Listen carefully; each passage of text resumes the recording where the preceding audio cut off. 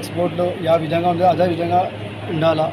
ఇంకోటి ఏమంటే మన భారతదేశంలో ఉన్న అందరూ సోదరులు కానీ వేరే మతస్థులైనా కానీ గ్రహించాలని ఒక్కటే, వక్స్ బోర్డ్ అనేది ఇది ఒక ప్రాపర్టీ, గవర్నమెంట్ ప్రాపర్టీ కాదు. ఇది మన పూర్వీకులు మనకి ఇచ్చిన ఒక ప్రాపర్టీ అన్నమాట.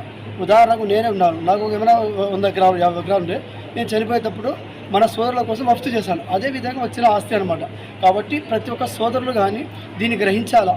ఇది వచ్చేసి మాకు గవర్నమెంట్ కానీ వేరే గవర్నమెంట్ కానీ మారి వస్తున్న గవర్నమెంట్ ఇచ్చింది కాదు.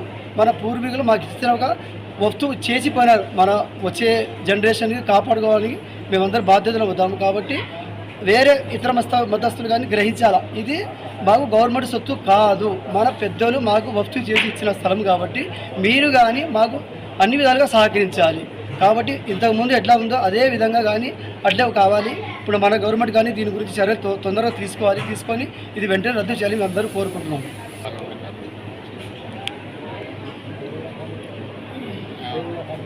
మన భారతదేశంలో ఉన్నటువంటి ముస్లిం సోదరులందరూ కూడా రాబోయే తరానికి ఏదైతే మన పెద్దలు దేవుని యొక్క ఆస్తిగా ఇచ్చి రాబోయే తరానికి ఒక బాగుపడే ఉద్దేశంతో అభివృద్ధి చెందాలి అనే ఉద్దేశంతోనే ఈ ఆస్తిని ఒప్పుకోవడం నిర్మించారు తప్ప ఈ ప్రభుత్వానికి ఈ యొక్క భూస్వాములకు వాళ్ళ యొక్క జాగీదారుగా నిర్ణయం పడలేదు.